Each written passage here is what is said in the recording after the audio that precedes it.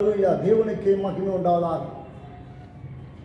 தேவ ஜனங்களாக இருக்கிற நாம் தானே தேவ சமூகத்திலே இருக்கிற இடங்களிலே தேவனை ஆராதிக்கிறபடி நான் கர்த்தரை நன்றியோடு துதிக்கிறேன். நம்முடைய தலைப்பு தேவ செயல்களை நோக்கி பார்த்து ரசியுங்கள், அவர் மகத்துவமானவர். மத்திய சுவிசேஷம் 14ஆம் அதிகாரம் 14 21 வசனம் நாம் பார்க்க போகிறோம். தேவ செயல்களை ரசிப்பதும் மகிமைப்படுத்துவதும் மேன்மையான ஒன்று. தேவனுடைய செயல்களை நாம் ரசியாமல் இருக்கிறபடினாலே நம்முடைய ரசிப்பு வேறு விதமாக போகிறது. ஆனால் கர்த்தருடைய ஜனங்களாக இருக்கிற நாம் தானே தேவனுடைய செயல்களை நாம் ரசிக்கின்றவர்களாய் காணப்பட வேண்டும். முதலாவது தலைப்பை நாம் பார்க்கும்போது அதிலே தேவன் நம்முடைய தேவைகளில் அக்கறை உள்ளவராய் காணப்படுகிறார். தேவனுடைய பிள்ளையை தேவனுடைய வார்த்தைக்கு பொறுப்பாக கர்த்தரை நோக்கி பார்ப்போமா? எங்கள் அன்பின் பரலோக தகப்பனே, நாங்கள் நன்றியோடு துதிக்கிறோம். வார்த்தையை மகிமைப்படுத்தின கர்த்தர் எல்லாவற்றை பார்க்கிறோம். ஆதியிலே வார்த்தையாக இருந்த கர்த்தர் மாமிசமாகி கிருபையால் நிறைந்தவர் எங்களுக்கு வாசம் பண்ணின கர்த்தர், வார்த்தை அற்புத அடையாளம் உறுதிப்படுத்துகிற கர்த்தர் உறுதிப்படுத்துவீராக. ஆண்டவராக இயேசுவின் நாமத்தில் கொரோனால் பாதிப்புகள் கேட்கும்போது சுகமடைய வேண்டும். மற்ற வித்தியாசர்களும் அன்று அவர்கள் பாதிப்பை அடைந்த வீட்டில் பார்க்கும்போது பரிபூரண சுகமடைய வேண்டும். கர்த்தராகிய தேவன் அற்புதங்களை செய்யும் நாமத்தை மாத்திரம் மையப்படுத்தும். தேவரே உம்முடைய நாமத்தை மையப்படுத்தும். இயேசுவின் நாமத்தில் பிதாவே, ஆமென். தேவனுடைய பிள்ளை தேவன் நம்முடைய தேவைகளிலே கரிசனையும் அக்கறை உள்ளவராய் காணப்படுகிறார். யார் நம்முடைய தேவையில் அக்கறை உள்ளவராக இருப்பார்கள்? நல்ல பெற்றோர்கள், உடற்பிறந்த உண்மையான சகோதர சகோதரிகள், நல்ல நண்பர்கள், மிக சில நெருக்கமான உறவுகள்.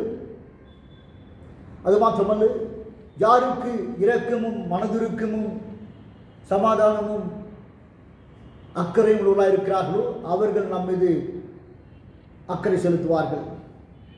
அது மாத்திரமல்ல, ஆவிக்குரிய போதகர்கள் தகப்பனுடைய இருதயத்தை உடையவர்கள். ஆவிக்குரிய போதகர்கள் நல்ல நண்பராக இருக்கிறவர்கள் அக்கறை செலுத்துவார்கள். தகப்பனுடைய இருதயம் இல்லாதவர்கள் தான் தோன்ற விதமாக தனக்காக, தன் மனைவிக்காக, தன் பிள்ளைகளுக்காக, தன் உறவுகளுக்காக, தன்னை சார்ந்த திருட்டு கூட்டங்களுக்காக எல்லாவற்றையும் செய்வார்கள். அவர்கள் திருடர்கள். ஆனால் தேவ ஜனமாய் இருக்கிறவர்களோ, ஆவிக்குரிய தகப்பனுடைய உள்ளத்தை உடைய போதகர்களோ தங்கள் ஜனங்களுக்காக அக்கறைகளாய் காணப்படுவார்கள். வேதத்தை நாம் பார்க்கும் பொழுது தேவனாய் கர்த்தர் மாபெரும் தேவனாய் காணப்படுகிறார். அவருக்கு மனதுருக்கமுள்ள இருதயம் உண்டு. நம்முடைய இடத்தில் நமக்காக மரித்து மண்ணாகாமல் மறுபடியும் உயிர்த்தெழுந்து மகிமையில் விட்டிருக்கிறவர் நமக்காக மன்றாடுவராகி நம்முடைய தேவைகளிலே அக்கறை உள்ளவராய் காணப்படுகிறார். ஆனால் நாம் என்ன செய்கிறோம்? எவ்விதத்திலாவது நம்முடைய தேவைகள் சந்திக்கப்படாதா என்று சொல்லி நமக்கு நாமே சிந்தித்துக் கொண்டு பல முடிவுகளை செய்திருக்கிறோம். எல்லா மனித தன்மைகளையும், மனித நுட்பங்களையும், மனித தந்திரங்களையும் நாம் பயன்படுத்துவதாக காணப்படுகிறோம். நம்முடைய அழகில் நம்பிக்கை வைக்கிறோம், தாளந்துகளை நம்பிக்கை வைக்கிறோம், திறமைகளில் நம்பிக்கை வைக்கிறோம், பணத்தில் நம்பிக்கை வைக்கிறோம், வல்லமையில் நம்பிக்கை வைக்கிறோம், படிப்பில் நம்பிக்கை வைக்கிறோம், குடும்பத்தில் நம்பிக்கை வைக்கிறோம், தேவையற்ற உறவுகளில் நம்பிக்கை வைக்கிறோம்.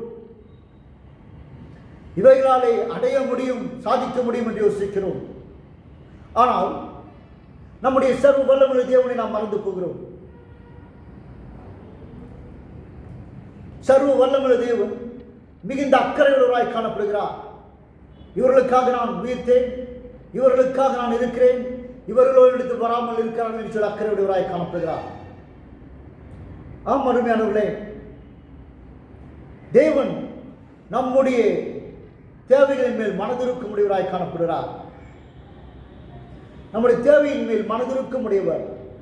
அதே மத்தேயு 14:14 நாம் பார்க்கும்போது ஆண்டவர் திரள் கூட்டத்தை கண்டார். திரள் கூட்டத்தை கண்ட பொழுது அவர்கள் மேல் மனதுருகினார் என்று வேதம் சொல்லுகிறது. ஆம், அவர்கள் மேல் இரக்கம் கொண்டார், கருணை கொண்டார், மனதுருக்கம் கொண்டார். அவர் திரள் கூட்டத்துக்கு மாத்திரம் தேவன் அல்ல, தனிப்பட்ட மனிதருக்கும் தேவனாய் இருக்கிறார். திரள் கூட்டம் இருந்தால் தான் என்று அல்ல, அவர் 12 வருமாய் பெரும்பாடு உள்ள ஸ்திரீ வந்து தொட்ட பொழுது சுகமாக்கினார். தலித்தோகம் என்று சொல்லி சிறுப்பனை தொட்டு உயிரோடு எழுப்பினார். வாலிபனின் பாடையை தொட்டு உயிரோடு எழுப்பினார். குஷ்டரோகியை தொட்டு சுகமாக்கினார். அவரிடத்தில் வந்து புறம்பே தள்ளுவதில்லை, குருடர்களாக இருந்தாலும் கூட, யாராக இருந்தாலும். ஆகினாலே அவர் ஏதோ ஒரு திரள் கூட்டத்தின் தேவன், தனிப்பட்ட தேவனுக்கு தேவனால என்று யோசிக்க வேண்டாம். நமக்கு மனதிற்கும் உள்ள தேவன் உண்டு. தேவனுடைய பிள்ளை, நம்முடைய மனதிற்குள்ள தேவன் நம்முடைய தேவைகளை குறித்தும் கூட கரிசனை உடையவராக இருக்கிறார். அதே அதிகாரம் 14 வசனத்தை பார்க்கும் பொழுது நம்முடைய தேவைகளை குறித்து அவர் கரிசனை உள்ளவர். அநேக நேரங்களில் பெற்றோர்களை தங்கள் பிள்ளைகளின் தேவைகளை குறித்து கரிசனை இல்லாமல் இருப்பார்கள். நான் இருந்தால் போதும், நான் திருப்திப்பட்டால் போதும், நான் வாழ்ந்தால் போதும் என்று இருப்பார்கள். சில இடங்களில் பார்க்கும்போது பெற்றோர்களை பார்த்து பிள்ளைகள் கேட்பார்கள், உங்களை பார்க்கவே முடியவில்லை அம்மா, உங்களை பார்க்கவே முடியவில்லை அப்பா, நீங்கள் எங்கே இருக்கிறீங்கன்னு தெரியவில்லை, அந்த கிளப் இந்த கிளப், அங்கே போகிறீங்க இங்கே போகிறீங்க. பெற்றோர்களாகி நீங்கள் பிள்ளைகளை மறந்துவிட்டீர்கள் என்று சொல்லி கண்ணீருடைய பெற்ற பிள்ளைகளும் இருக்கிறார்கள். ஆனால் தேவன் நம் ஒவ்வொருவரை குறித்தும் கரிசனை உள்ளவர். வேதத்தை நான் வாசிக்கிறேன். அவர் மனதுருகி அநேகரை தொட்டு சொஸ்தமாக்கினார். திரள் கூட்டத்தை பார்க்கும் பொழுதெல்லாம் தேவன் மனதுருகினார். மேய்ப்பன் இல்லாத ஆடுகளை பார்க்கும் பொழுது அவர் மனதுருகினார். தேவனுடைய பிள்ளையை கடற்கரையில் அவர் ஆட்களை பார்க்கும் பொழுது மனதுருகினார். தேவன் மனதிருக்கத்தின் தேவன். நமக்கு மனதிருக்கம் காணப்படுகிறதா? தேவனுடைய பிள்ளையை வேதத்தை நாம் வாசிக்கிறோம். மனதுருக்கமும் இரக்கமும் கருணையும் உண்மையும் பரிசுத்தாவின் வரங்களும் சுகமாக்கும் வரம் இருக்கும் பொழுது குணமாக்கும் வரங்கள் செயல்படும். மனதுருக்கம் இல்லாமல், கரிசனை இல்லாமல், இரக்கம் இல்லாமல், அன்பு இல்லாமல் ஏதோ ஊழியம் என்றால் ஏதோ ஒன்று செய்து கொண்டிருப்போம். அது அட்டூழியமாக மாறும், ஆண்டவருக்கு பிரியமுள்ளதாக மாறும். தேவ ஜனங்களாக இருக்கிற நாம் தானே தேவனுடைய இருக்குள்ளாய் காணப்படும். ஆண்டவர் சுகமாக்கி கொண்டிருந்தார். மாலை வேலை வந்தது.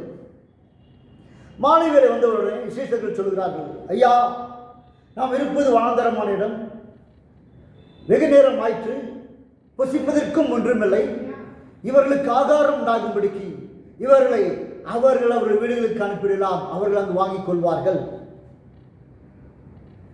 தேவனுடைய பிள்ளை, தேவனோடு இருக்க வேண்டிய சீஷர்கள், தேவனைப் போல் இருக்க வேண்டியவர்கள், தேவனுக்கு ஏற்ற விதத்தில் இருக்க வேண்டியவர்கள், தேவனுடைய தன்மையுடைய வேண்டியவர்கள் இல்லாமல் போகிறார்கள்.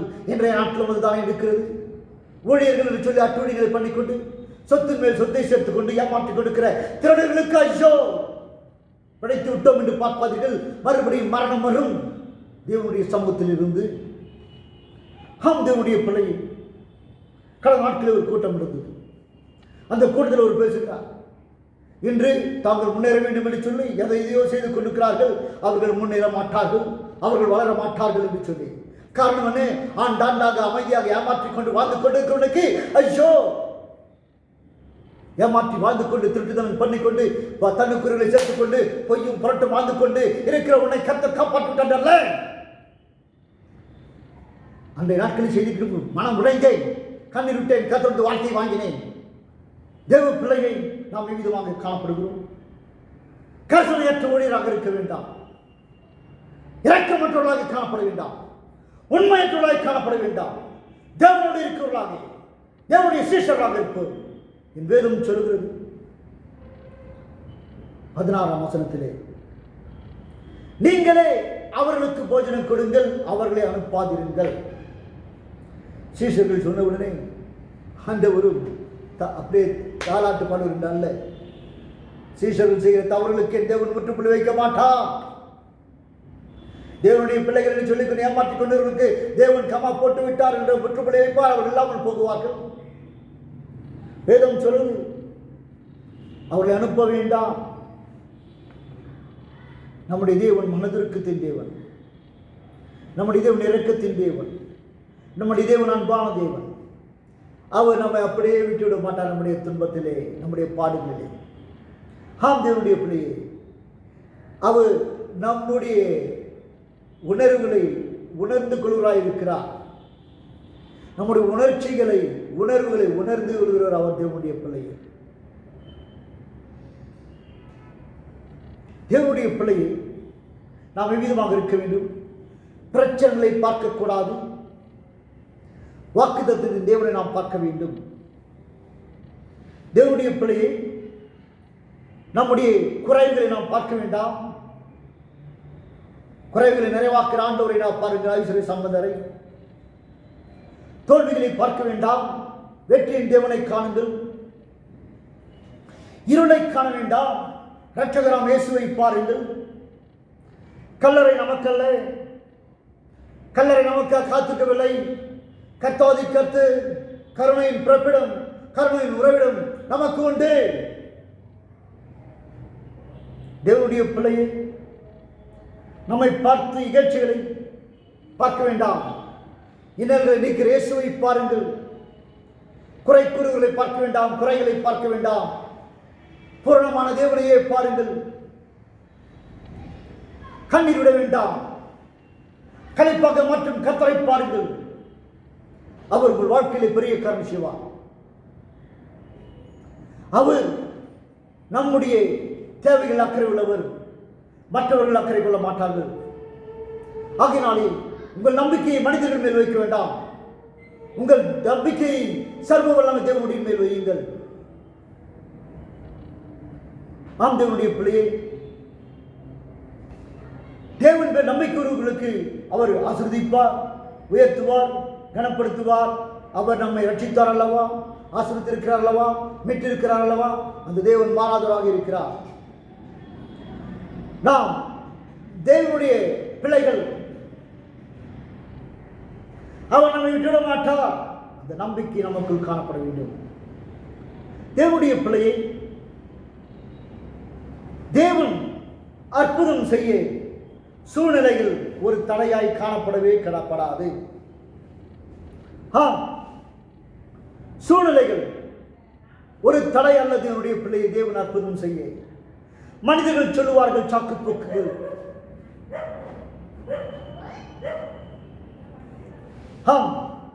தேவனை தவிர நம்முடைய கடினமான சூழ்நிலையிலே நம்மோடு யாரும் இருக்க மாட்டார்கள். சீஷர்களும் கூட சொல்லுவார்கள், வனாந்தரமான இடம், வெகு நேரம் ஆயிற்று, புசிப்பதற்கு ஒன்றுமில்லை, அவர்களை அனுப்பிவிடலாம். அக்காலத்தில் இருந்த சீஷர்கள் தங்களை தப்பித்துக் கொள்ள எவ்விதமாய் நினைத்தார்களோ, இக்காலத்தில் இருந்த சீஷர்களும் தங்களை தப்பித்துக் கொள்வதாக இருக்கிறார்கள். அரசாங்கம் பிடித்து விட்டால் அப்படியே கால்கள் காணப்படுகிறார்கள். பொய்யும் புரட்டும் சொல்லி ஏமாற்றி வாழ்ந்து கொண்டிருக்கிறார்கள் ஆண்டுகள் கணக்காக. இந்திய அரசாங்கமே 5 ஆண்டுகள் சொல்கிறது, உலகமே 5 ஆண்டுகள் சொல்கிறது. இவர்கள் சாகும் வரைக்கும் இருப்பார்கள் போலும், சாகட்டும் சீக்கிரமாக. தேவ ஜனமாய் இருக்கிற நாம் எவ்விதமாய் காணப்படுகிறோம்? தேவ பிள்ளைகளாக இருக்கிற நாம் எவ்விதமாய் காணப்படுகிறோம்? ஆபத்து நம்மோடு இருக்கிறவர் சர்வ வல்லமை தேவன். சூழ்நிலைகள் நம்மை தடை செய்யாது. சூழ்நிலைகள் தேவன் நமக்கு செய்ய வேண்டிய ஆசீர்வாதத்தை தடை பண்ண முடியாது. சீஷர்கள் சொல்லலாம், மனிதர்கள் சொல்லலாம், மனிதர்கள் அன்பு மாறலாம், மாறாத ஒரே சூழ்ந்து தேவனுடைய பிள்ளையை யாரெல்லாம் சூழ்நிலையில் சொல்லி தப்பித்துக் கொள்கிறார்களோ அவர்கள் பலவித காரியங்களை கூறுவார்கள். அவர்களை நாம் சந்திக்கவும் கூடாது, அவர்களை பேச வைக்கவும் கூடாது, அவர்கள் சொல்வதை நாம் கேட்கவும் கூடாது. நமக்கென்று சிருஷ்டிகர் ஒருவர் உண்டு.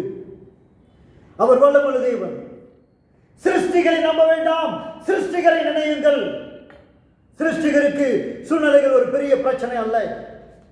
சிருஷ்டிகர் எல்லாவற்றையும் செய்து முடிப்பார். தேவனுடைய பிள்ளையே, இந்த காலையில் வாங்கி கொடு.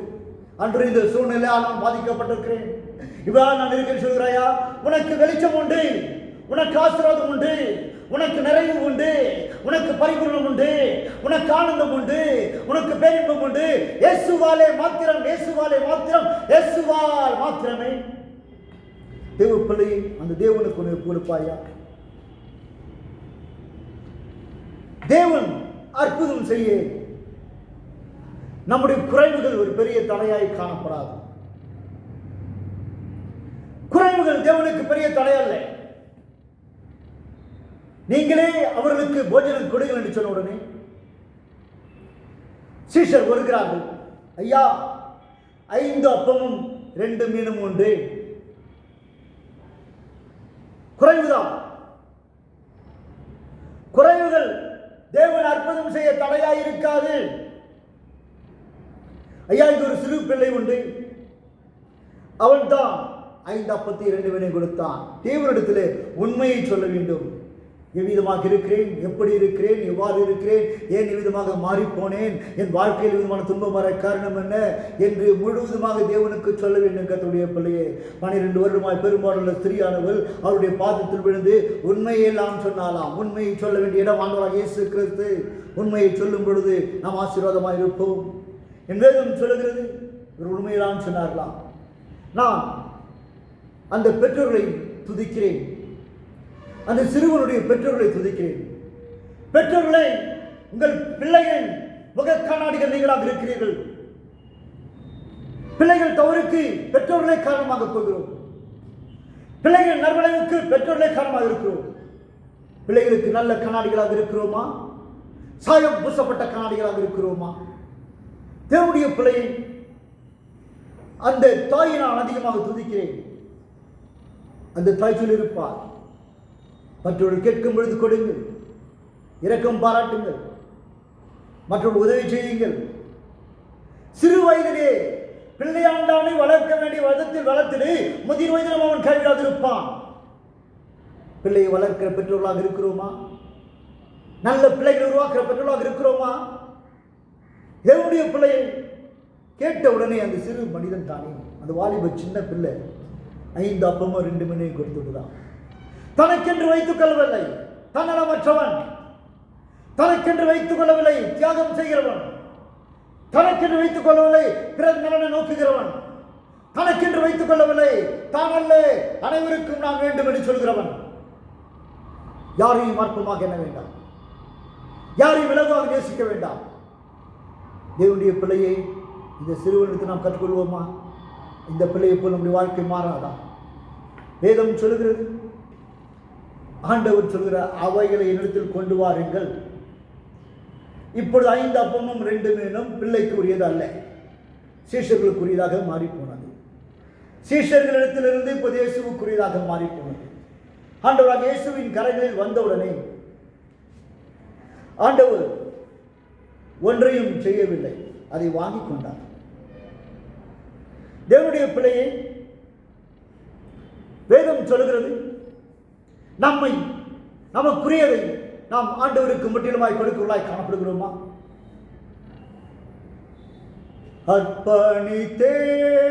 அர்ப்பணித்தேனேனையே அற்புதநாதாவும் கரத்தில், அனைத்தும் உமக்கே சொந்தம் என்றே அர்ப்பணித்தேன் என்னையே.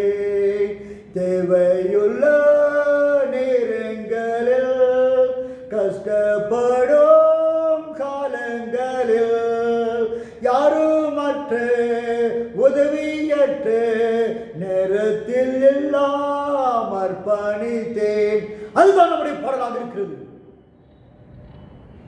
எப்படி அர்ப்பணிக்கிறோம்? நாம் தேவனுடைய கருத்தில் மட்டும் அர்ப்பணிக்கிறோமா? நம்முடைய ஆவி, நம்முடைய ஆன்மா, சரீரம் தேவனுக்கு சொந்தம். 5 அப்பமும் 2 மீனும் தேவனுடைய கரத்தில் வந்தது. தேவனுடைய பிள்ளை சபையை போதுகிறேன். உங்கள் சபையாரை பற்றி சொல்லியிருக்கிறீர்களா? கணவன் மனைவி வாங்கி மாத சம்பளம் வாங்குகிறவர்கள், வார சம்பளம் வாங்குகிறவர்கள், சம்பளத்தை வைத்து ஜெபியுங்கள்.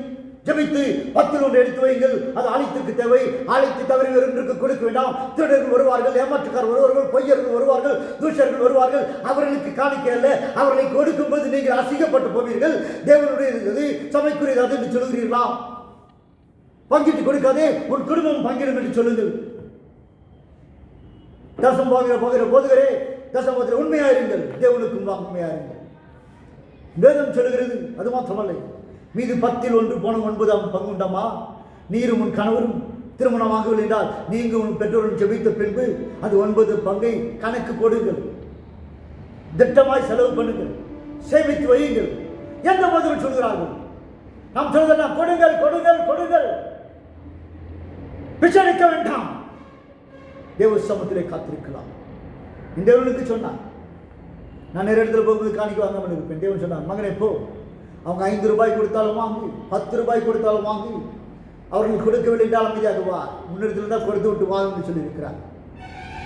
அப்படி கொடுக்கும் பொழுது ஆண்டவர் சொல்லும் பொழுது நான் வாங்கின உடனே வீட்டுக்கு வரும்போது ஆண்டவர் சொல்லுவார், எவ்வளோ வந்தது என்று கேட்பார். ஆண்டவரே 10 ரூபாய் என்று சொன்னார்.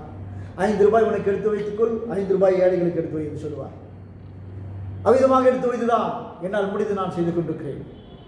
நான் பணக்காரன் அல்ல, என் நிலைமையை பார்ப்பால் நீங்கள் அழுது விடுவீர்கள். ஆனாலும் கர்த்தர் நடத்துகிறார், கர்த்தர் போதுமானவராய் இருக்கிறார், கர்த்தர் மகத்துவமானவராய் இருக்கிறார். திட்டமிட்டு செயல்படலாம், தேவனுடைய நாமத்தை மகிமைப்படுத்தலாம். இந்த 5 அப்பமும் 2 மீனும் இயேசுவின் கரங்களில் வந்தவுடனே ஆண்டவர் சொல்கிறார்,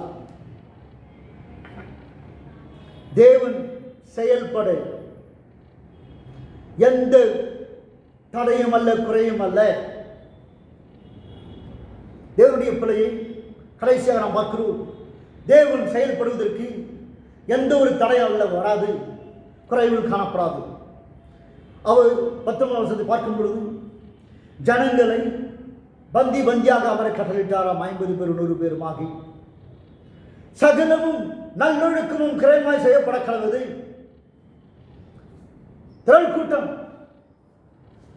கர்த்தர் பார்த்தார், இந்த திரள் கூட்டத்துக்கு ஒழுங்கு கடைபிடிக்க வேண்டும். ஒழுங்கற்று வாழ்கிறாயா? ஒழுங்கற்ற சபையாக இருக்கிறாயா? உண்மைக்கு இருக்கிறாயா? தேவன் சொல்லாது சொன்னது தேவன் சொல்கிறபடி செய்யாமல் இருக்கிறாயா? தேவனுடைய பிள்ளை இங்கு நாம் பார்க்கிறோம். தேவன் தடை செய்வது, தேவன் அற்புதம் செய்வதற்கு எந்த ஒரு தடையும் காணப்படாது. எல்லாவற்றையும் கர்த்தர் நேர்மையாக மாற்றுவார். சகலமும் நல்லொழுக்கும் கிரமமாய் செய்யப்படக்கிறது அங்கு காணப்பட்டது. காணப்பட்டவுடனே ஆண்டவர் என்ன செய்தாராம்? அப்பத்தையும் மீனையும் பரத்துக்கு நேராக நோக்கினாராம். அப்பா, மனித குமாரனாக நான் உலகத்தில் வந்தேன் ஐயா, ஆனாலும் தேவா என் தகப்பனை அனுப்பினவர் நீர் அல்லவா? இந்த உலகத்தில் இருக்கும் வரை உடைய சித்தமில்லாமல் நான் ஒன்றும் செய்ய மாட்டேன், நீர் சொல்லும் ஆண்டவரே என்று காத்திருக்கிறார். தேவனுடைய பிள்ளையே, எந்த ஒரு வேலை ஆரம்பிக்கும் ஜெபித்து செய்வோம் என்று சொன்னால் அது ஆசீர்வாதமாக மாறும். ஜெபித்து தேவ சத்தத்தை கேட்டு, தேவ சித்தத்தை கேட்டு தேவன் சொல்லுகிறபடி நாம் செய்வதாக காணப்படுகிறோமா? சொல்ல முடியுமா? நான் புசித்தாலும் சாப்பிட்டாலும் கூட தேவனை கேட்டுதான் செய்கிறேன்னு சொல்லி எனக்கு ஒரு அண்ணனுக்கு தெரியும். அவர் சிவியில் இருந்தார், ஆண்ட்ரூ சிவராஜ் என்ற ஒரு பெயர். அவர் நான் டெல்லியிலே பைபிள் காலேஜ் படித்துக்கொண்டு ஊழியத்தை செய்து கொண்டிருக்கும் போது அவர் டெல்லிக்கு வந்தார். அவர் என்னுடைய அறையில் தங்கியிருப்பார். அவர் சொல்லுவார், போய் கேஸ் ஓடி குமார் ஜெபிப்பார், குமார் இந்த கார் வரும், இந்த கார் கலர் இது, இந்த கார் நம்பர் இது, அதில் இருப்பாங்க நான் அப்படி இப்படின்னு சொல்லுவார். அது மாத்திரமல்ல, காய் வாங்க போகும்போது ஜெபிப்பார், எது செய்தாலும் ஜெபிப்பார். அவரிடத்தில் நான் கற்றுக்கொண்டேன் ஜெபத்தை. தேவனுடைய பிள்ளையே, ஜெபிக்க வேண்டும். ஜெபிக்கின்ற கிறிஸ்துவராக காணப்படுகிறோமா? அவர் ராம் முழுவதும் ஜெபித்தார் ஆண்டவர். அதிகாலை இருட்டோடு இது ஜெபித்தார் ஆண்டவர். மாம்சந்த நாட்களை பலத்த சந்தோரும் கண்ணீரோடு விண்ணப்பம் பண்ணி வேண்டுதல் செய்தார் தேவன். நம்முடைய ஜெபம் விவிதமாய் காணப்படுகிறது. ஜெபிக்கிறவன் ஜெயிப்பான், ஜெபிக்கிறவன் முழங்குவான், ஜெபிப்பவன் செங்கத்தை போல் இருப்பான், ஜெபிப்பவன் சவால்களாக இருப்பான், ஜெபிப்பவன் வாழ்ந்து காண்பிப்பவனாக இருப்பான், ஜெபிக்கிறவன் செயல்படுவனாக இருப்பான். ஜெபிப்பவனை யாரும் தொட முடியாது, ஜெபிப்பவனை தொட்டுகிறவர்கள் இல்லாமல் போகுவார்கள். ஜெபிக்கிறவனோ வாழ்ந்து சுகமாக இருப்பான். ஜெபியுங்கள், தேவன் உங்களை ஆசீர்வதிப்பார், உயர்த்துவார், கனப்படுத்துவார், மேன்மைப்படுத்துவார், வாழாக்காமல் தலையாக மாற்றுவார். தேவனுடைய பிள்ளை 5 அப்பத்தை 2 மீன் எடுத்த உடனே ஆண்டவர் சொன்னாராம், பிடுங்கள் என்று சொல்லி. தேவனுடைய கரத்தில் நம்மை கொடுத்து பிதாவானவர் சொல்லி அவர் நம்மை பிடும் பொழுது அந்த பிடுதலிலே வலி இருக்காது, அந்த பிடுதலிலே இன்பம் இருக்கும். தேவன் பிட நம்மை கொடுப்போமா? நாம் மனிதர்கள் நம்மை பிட்டால் வேதனையும் கண்ணீரும் கவலையும் கஷ்டம் நஷ்டமும் மரணம் வந்து பார்க்கும். ஆனால் தேவன் பிடட்டும். தேவனுடைய பிள்ளையை தேவனுடைய கரத்தில் நாம் கொடுத்த உடனே நம்மை பரலோகத்தை பார்த்து கேட்பார், ஆண்டவரே என் மகன் இடத்தில் இருக்கிறான் ஐயா, என் மகனின் கரத்தில் இருக்கிறான், என்ன செய்யட்டும்? மகனே, குயவன் கரத்தில் இருக்கிற களிமண்ணை போல் அவர்கள் இருக்கிறார்கள். மணலை நீக்கி போட்டு அவர்கள் வேறே பண்டமாக உருவாக்கி என்று தேவன் சொல்வார் என்று சொன்னார். அந்த பிடுதல் மேன்மையானது. தேவனுடைய பிள்ளையை ஒப்பு கொடுப்பாயா? தேவனுக்கு ஒப்பு கொடுப்பாயா? ஆண்டவரை நிற்படைய ஒப்பு கொடுக்கணும் ஐயா. வேதம் சொல்லுகிறது, 5 அப்பத்தை 2 மீனையும் பிட்டு எடுத்துக்கொள்ளுங்கள் என்று அப்படியே தூக்கி கொடுத்தா எல்லார்கிட்டையும் போயிருக்கோம். ஆனால் ஆண்டவர் என்ன செய்தார் தெரியுமா? சீஷர்களை அழைத்தார், சீஷர்களிடத்தில் கொடுத்தார். சீஷர்கள் தான் திரள் கூட்டத்திற்கு பகிர்ந்தார்கள். திரள் கூட்டத்திற்கு பகிர வேண்டியவர்கள் சீஷர்களே, தேசத்திற்கு பகிர வேண்டியவர் ஊழியர்களே. இன்று ஊழியர்கள் எல்லாரும் இருப்பதானே கூட்டங்கள் ஓடுகிறது அங்கும் இங்குமாக. அவர்கள் செய்கிறார்கள், அந்த கூட்டம் இந்த கூட்டம், இந்த கூட்டம் ஜப கூட்டம், அந்த கூட்டம் டிவி கூட்டம், அந்த கூட்டம் இந்த கூட்டம் இல்லாத கூட்டம் பணம் சேர்க்கிற கூட்டமாக மாறுகிறது. அழைக்கப்பட்ட போதுகிறே அழைப்பில் உண்மையாயிருங்கள். என் வேதனை விதமாக சொல்கிறது, ஆண்டவர் விட்டு சீஷர்களுக்கு கொடுத்தார், சீஷர்கள் ஜனங்களுக்கு கொடுத்தார்கள். தேவனுடைய பிள்ளையே, போதுகிறே, உம்முடைய சபைக்காக கர்த்தரெடுத்து விக்கெட் வாங்குகிறாயா? கர்த்தரெடுத்து விக்கெட் வாங்குகிறாயா? நான் விதமாக சொல்வேன், அந்த சபையில் ஒரு சின்ன பிள்ளை பென்சிலை ஷார்பன் பண்ணும்போது ஒரு சின்ன கீரை வந்தால் அதுக்கு பெற்றோர்கள் காரணம் அல்ல, போதுக்கு நான் காரணம். நான் ஜெபியாமல் இருந்திருப்பேன் என்று சொல்லி.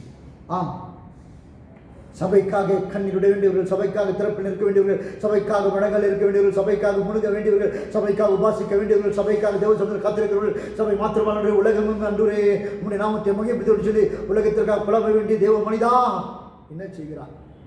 ஆண்டவர் உனக்கு கொடுக்க வேண்டும் என்று விரும்புகிறார். 5 அப்பத்தை பிட்டு நான் உனக்கு கொடுக்க வேண்டும் மகனே, நீதான் ஜனத்திற்கு கொடுக்க வேண்டும். அந்த அழைப்பில் நாம் உண்மையாக இருப்போம் என்று சொன்னால் தேவன் அவருக்குரியதை நமக்கு கொடுப்பார். நாம் வாங்கி மற்றவர்களுக்கு கொடுப்போம், இலவசமாய் பெற்றோம், இலவசமாய் கொடுப்போம் என்று சொல்லிக் கொடுப்போம். பணத்தை சம்பாதிக்காமல் ஏமாற்றாமல் கர்த்தருடைய நாம மகிமைக்கென்று வாழ்வோம். தேவனுடைய பிள்ளையின் வேதம் சொல்லுகிறது, அவர் தானே கொடுக்கிறவராய் காணப்பட்டார். அது மாத்திரமல்ல, தேவன் நம்முடைய தேவைகளை சந்திக்கிறார். தேவன் நம்முடைய தேவைகளை திருப்திகரமாக சந்திக்கிறார். வேதம் சொல்லுகிறது தெரியுமா, சாப்பிட்ட அனைவரும் திருப்தி அடைந்தார்கள். சில பேர் திருமணத்துக்கு போவாங்க, திருமணத்துக்கு சென்று சாப்பிட்டு விட்டு நல்லா சாப்பிட்டு வெளியே வருவாங்க. என்ன சாப்பாடு போட்டான்? அது கறி இல்லை, பாயாசம் இல்லை, முந்திரி இல்லை, சுத்தம் இல்லை, எதையும் குறை சொல்லாமல் இருக்க மாட்டார்கள். ஆனால் என் தேவன் சந்திப்பார் என்று சொன்னால் திருப்தியாய் சந்திப்பார். தேவனுடைய பிள்ளையை உலகம் உன்னை திருப்தியாக சந்திக்க முடியாது. உன்னை உருவாக்கினவரும், உன்னை ரட்சித்தவரும், உன்னை ஆன்ம பெற்றவரும், உன்னை ஆள்கிறவரும், உனக்காக மறித்து உயிர்த்தவரும், உன்னோடு இருக்கிறோம், உனக்காக எல்லாவற்றையும் விட்டு வந்தவர்கள் இயேசு ஒருவரை உன்னை திருப்திப்படுத்த முடியும். கொரோனாவில் அங்கும் இங்கும் சுற்றி கொண்டிருக்கிறாயா? இன்னும் வேதனையில் சொல்கிறாயா? திருப்திப்படுத்த நேசு ஒருவரே, வியாதி நீக்க நேசு ஒருவரே, அற்புதம் செய்ய நேசு ஒருவரே, உயர்த்த நேசு ஒருவரே. இயேசுவுக்கு உன்னை புகழ்த்துப்பார். அவர் உன்னை வளர்க்காமல் தலையாக மாற்றுவார், உன்னை கிடக்காமல் மேலாக மாற்றுவார். சாப்பிட்டு அனைவரும் திருப்தி அடைந்தார்களாம். அது மாத்திரமல்ல, தேவன் இன்றைய தேவன் அல்ல, அவர் நாளைய தேவனுமாய் இருக்கிறார். 12 கூடை நிறைய நிரப்பினார்கள். தேவனுடைய பிள்ளையை, என் தேவன் ஒரு நாளில் வந்து ஆசீர்வாதத்தை பெற்றுக்கொண்டு ஓடிப்போன்னு சொல்லுறல, உன் வருஷம் முழுதுமாய் உன்னை காக்கிறவர், உன் ஜீவன் முழுதுமாய் உன்னை கற்பவர். ஜீவனில் நாளெல்லாம் நன்மையும் கிருபையும் உன்னை தொடரும். ஆம், அவர் பரிபூரணத்தின் தேவன். அவருடைய செயல்களை வந்து பார்க்கலாம். மகிழ்ச்சியோடு இருக்கிற நாம் தானே அவருடைய செயல்களுக்கு நம்ம ஒப்பு கொடுப்போமா? ஆண்டவரே, சீஷர்களை போல இதையெல்லாம் பார்க்க மாட்டோம் ஆண்டவரே. அந்த சிறுவனை போல கீழ் தத்தம் பண்ணுவோம் ஆண்டவரே. அப்பா, நீர்ப்படைகளை ஒப்பு கொடுப்போம் ஆண்டவரே. உம்மிடத்தில் வாங்கி நாங்கள் கொடுப்போம் ஆண்டவரே. அப்படி இருக்கும் பொழுது உடைய செய்கைகள் மகத்துவமானதாக இருக்கும் ஆண்டவரே. எங்களை அர்ப்பணிக்கிறோம் என்று சொல்லி அர்ப்பணிப்போமா? தேவன் நம்மை ஆசீர்வதிப்பார். எங்கள் அன்பின் பரலோக தகப்பனை நாங்கள் நன்றியோடு துதிக்கிறோம், போத்திருக்கிறோம். அருமையான வேலைக்காகவும் நன்றியோடு துதிக்கிறோம். கர்த்தருடைய நாளிலே வார்த்தைக்கிற ஒவ்வொருவருடைய கரங்களுக்கு ஒப்புவிக்கிறோம். கொரோனாவில் பாதிக்கப்பட்டு கேட்டிருப்பான்னு சொன்னால் இயேசுவின் நாமத்தில் சுகம் அடைவார்களாக. பாதிக்கப்பட்ட குடும்பத்தை சேர்ந்து வாசிப்பாக என்று கேட்டிருப்பான்னு சொன்னால் குடும்பம் முழுவதுமாய் தேவனுடைய வல்லமை பாய்ந்த சுகத்தை தரும்படிக்காக ஜெபிக்கிறோம். இன்னும் வியாதியோடு, பிரச்சனையோடு, கண்ணீரோடு, போராட்டத்தோடு, கலக்கத்தோடு, திகிலோடு, கடனோடு ஆண்டவர் எனக்கும் வாழ்வு இல்லையான்னு சொல்லுவர்களுக்கு உண்டாகுவதாக இயேசுவின் நாமத்தில் வாழ்வு. தேவன் நீ சொன்னதை செய்கிறார்கள்.